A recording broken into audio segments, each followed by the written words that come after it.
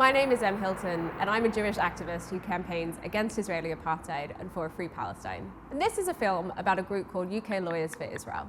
I'm speaking to you from the offices of the Charity Commission near Liverpool. We think there's a reasonable case for the Commission to launch an investigation into the charitable wing of UK Lawyers for Israel. Once this projection is finished, we're going to send a letter to these officers asking them to do just that.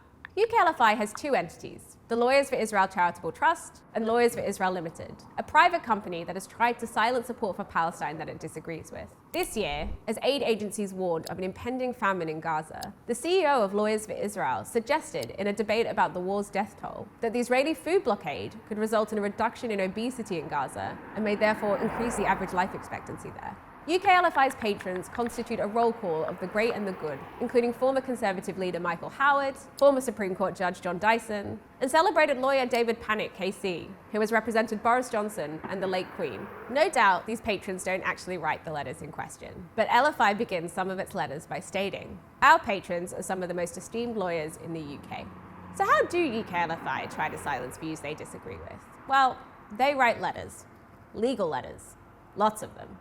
Last year, Lawyers for Israel Ltd wrote one to North Hertfordshire District Council, demanding that a kite-making workshop that was to be held in Hitchin Community Centre in solidarity with Gazans be cancelled. Why? UKLFI claimed that the workshop would be a reminder of kites used to burn Israeli agricultural land in 2018, and quote, a grim reminder of the horrific machine gun-wielding terrorists who used paragliders to enter Israel on October 7th.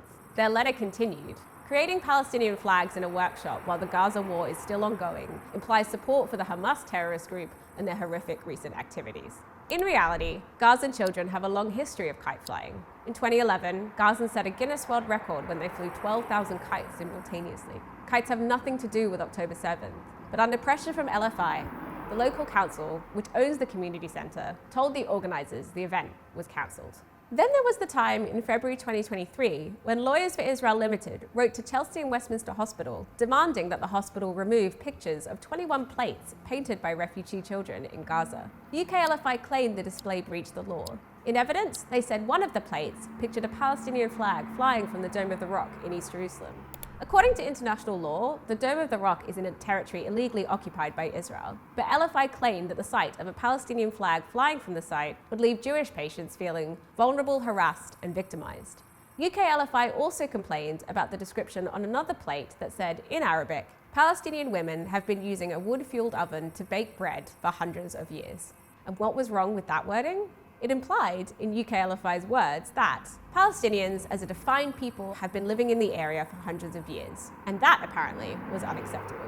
The letter from UKLFI claimed another plate denied the existence of Israel and demanded that the entire exhibition be removed. The hospital acquiesced and did exactly that. Then there was the time last year that the British Medical Association wrote to then Foreign Secretary David Cameron asking him to push for an immediate ceasefire in Gaza and the end of the targeting of hospitals. Lawyers for Israel Ltd wrote to the BMA claiming that because the Medical Association's letter to Cameron had not mentioned Hamas or the Israeli hostages, the BMA had given the impression that it is, quote, a supporter of the terrorist organization Hamas, and that the BMA appears to be expressing an opinion or belief that is supportive of this prescribed organization, contrary to the Terrorism Act 2000. And just this month, Lawyers for Israel Ltd persuaded Camden Council to serve an enforcement notice on Palestine House, the leading Palestinian cultural space in the UK, forcing it to remove a billboard that says, "Stop the genocide." LFI asserted the accusation of genocide is false and said, the advertisements on and around Palestine House promote hate related to protected characteristics of Israeli nationality, Jewish ethnicity and religion, and Zionist philosophical belief. UKLFI has been reported to have links to the government of Israel. In 2019, the organization privately approached the Israeli government to request assistance after it had been accused of making defamatory statements by two organizations operating in the West Bank.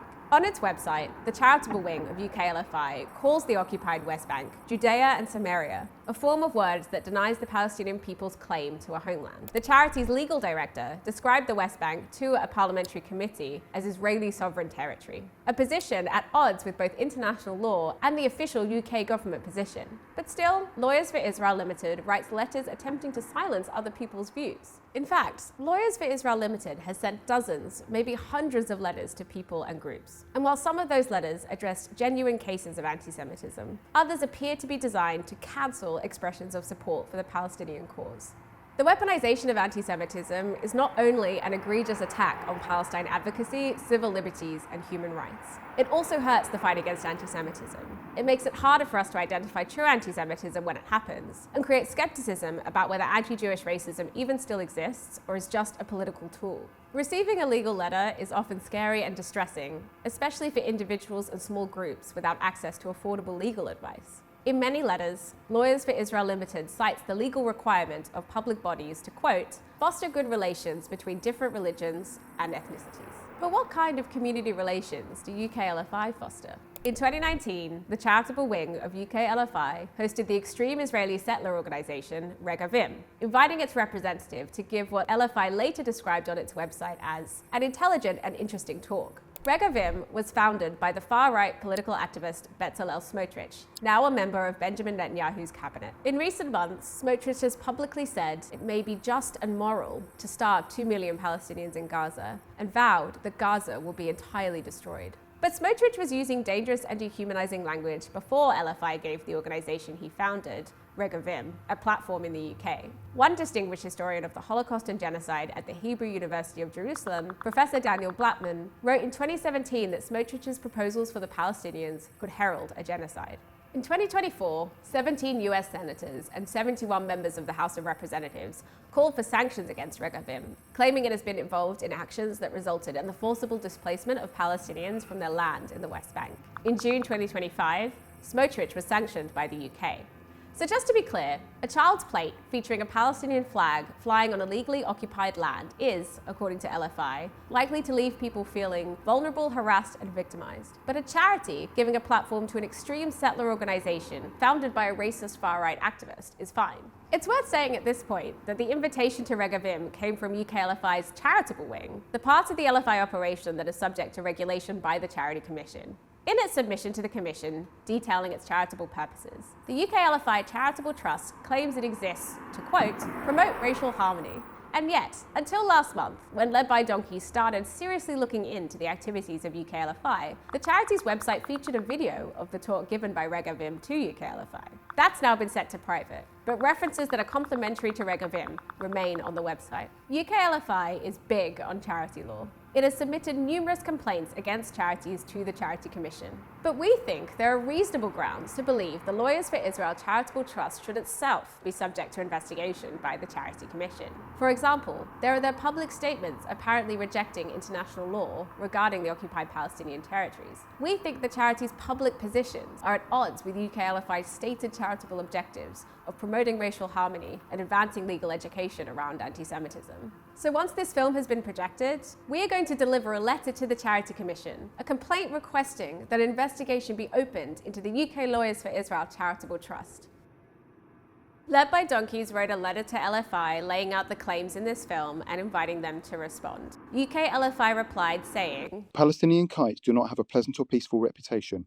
They are associated with violence, death and destruction. Paragliders, which are in effect large mechanised kites carrying machine gun wielding terrorists, were used to massacre young Israelis at a music festival. UK LFI added, The BMA letter contains serious omissions, as well as misleading information, incorrect facts, false allegations and pure anti-Israel propaganda. Regarding reported links to the Israeli government, they said, UK LFI Ltd asked a number of organisations and individuals, including the Israeli government, to provide information and evidence to help defend itself and two of its directors against false claims of defamation by two entities. UK LFI Charitable Trust had nothing to do with this. Regarding the Regavim talk, UK LFI said, Bezalel Smotrich had been one of the founders of Regavim, but had left Regavim several years before 2019. The Charity Commission reviewed complaints regarding this talk in 2019 and decided not to take any further action. They added, Neither UK LFI Ltd nor UK LFI Charitable Trust is weaponising anti-Semitism. UK LFI Ltd uses the law to counter anti-Israel activity, and UK LFI Charitable Trust assists victims of anti-Semitism, as well as educating about Israel's legal rights. We are approached by people who have experienced anti-Israel or anti-Jewish racism or hate, and we try to combat this using the law. It is arrogant to deny that this has occurred. The work of LFI Charitable Trust involves advancing legal education, assisting victims of anti-Semitism, and promoting racial harmony.